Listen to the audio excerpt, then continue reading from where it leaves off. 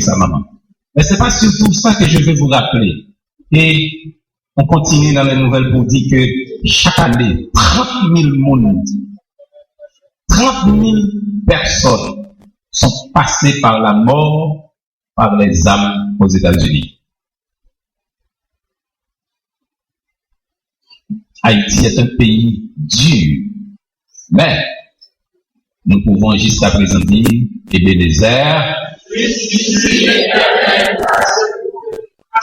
si vous voulez que votre vie reçoive une nouvelle impulsion, il vous faut comprendre que Dieu travaille avec les saisons. Notre notion de temps, sa notion de temps est différente de la nôtre, mes frères et mes sœurs en Christ. Il travaille certes dans le temps chronologique, c'est-à-dire notre chronos, le temps de notre calendrier, mais aussi et surtout avec le temps kairos, qui fait référence au temps fixé par Dieu, la saison voulue par Dieu, pour qu'arrivent les choses. Il fait toutes choses en son temps, littéralement en sa saison. Et nous pouvons dire, nous chantons, il est his time. Une nouvelle dimension, mes frères et mes sœurs et Christ, ne commence pas avec une nouvelle année, mais avec une nouvelle révélation divine. Pierre a eu besoin d'une nouvelle instruction de Jésus-Christ pour marcher sur l'eau, ce que personne n'avait jamais fait avant lui. De même, une nouvelle vision de Dieu a permis à Jacob de devenir Israël.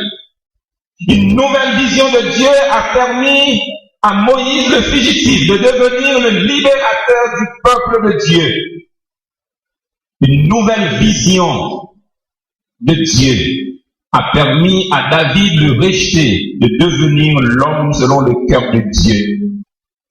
Une nouvelle vision de Dieu a permis à Saul de Tarse, le meurtrier, de devenir Paul, le mentor de l'Église. Chaque nouvelle révélation de Dieu vous fait prendre conscience de vos possibilités, de vos opportunités, de vos forces et de l'immensité de votre potentiel.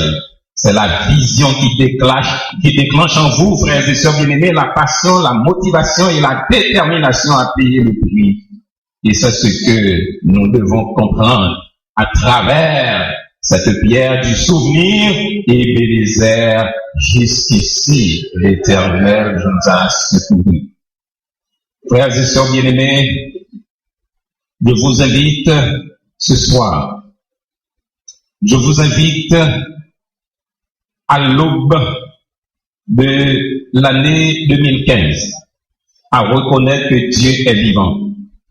Et Dieu est vivant.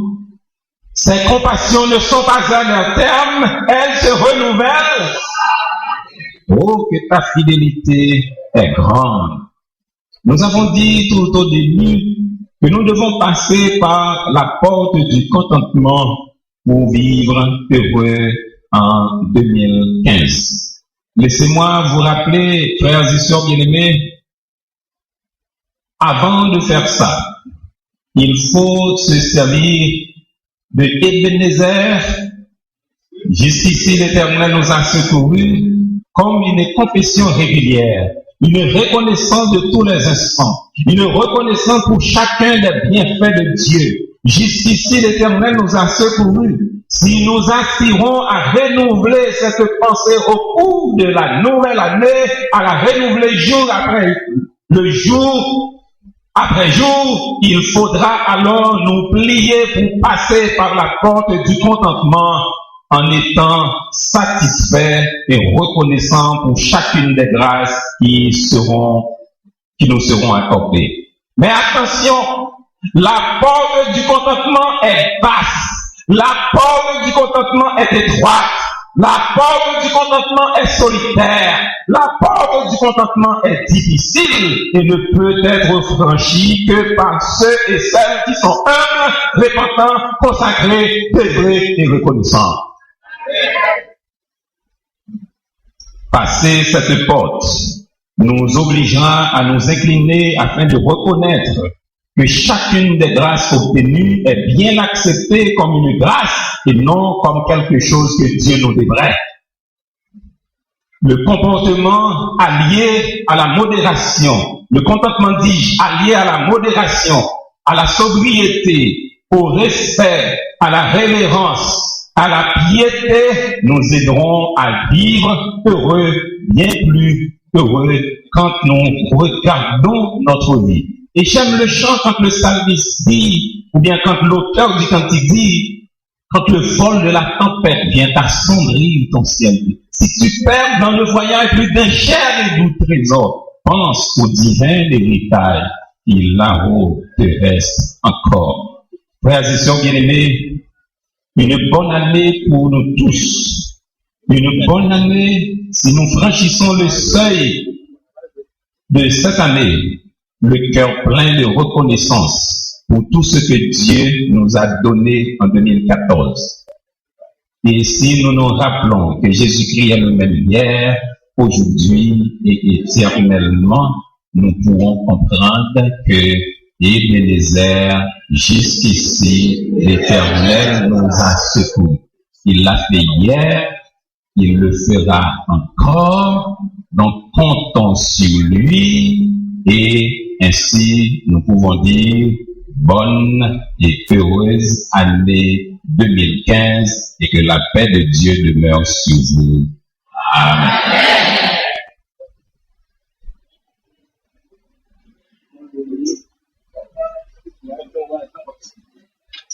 Ô Seigneur,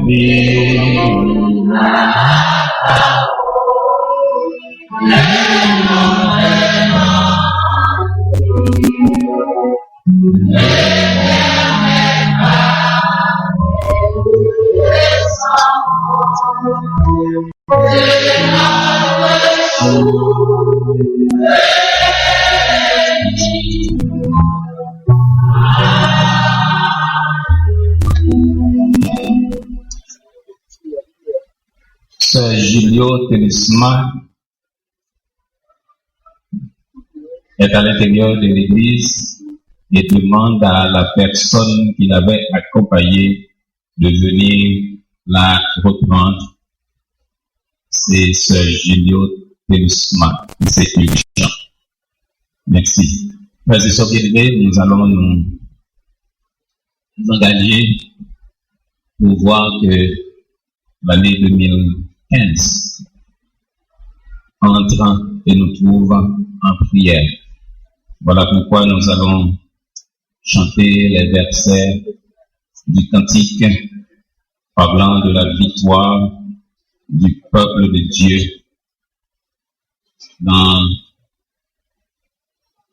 à travers triomphons, chantons d'allégresse, réjouissons-nous devant Dieu. Un chant de louange et sans cesse à sa gloire monte en tout lieu. Ne voulons-nous pas que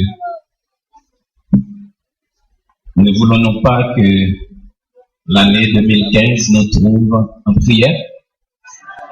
Que dit l'Église? Voilà pourquoi nous allons chanter la victoire que le Seigneur donne à son peuple.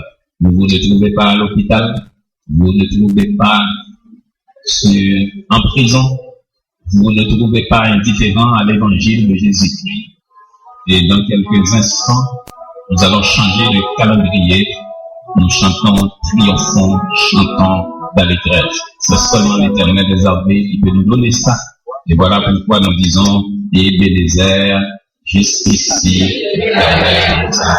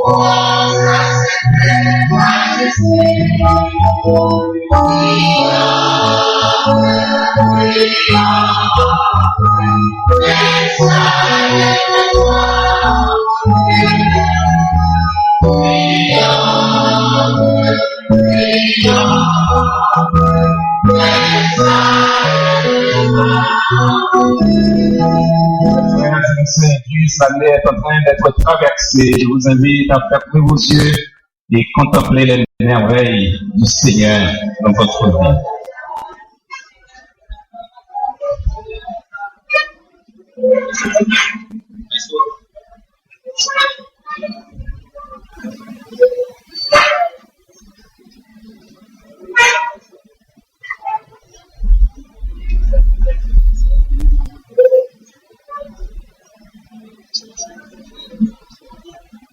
Nous sommes en 2015 et nous disons ensemble gloire à Dieu. Gloire à Dieu. Gloire à Dieu. Et faisons monter à Dieu notre bouquet de reconnaissance à travers les versets du cantique.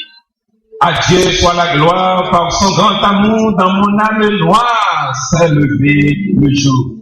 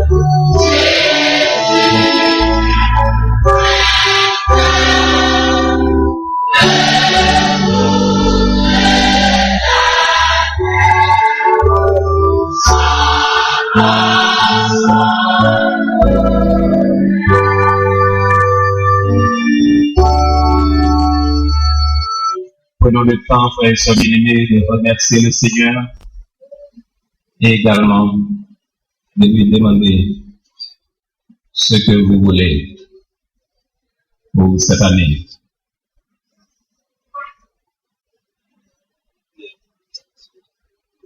C'est une grâce extraordinaire. Une seconde dans la vie d'un homme ou d'une femme peut être un événement heureux ou malheureux. Quand on considère les accidents d'avion, quand on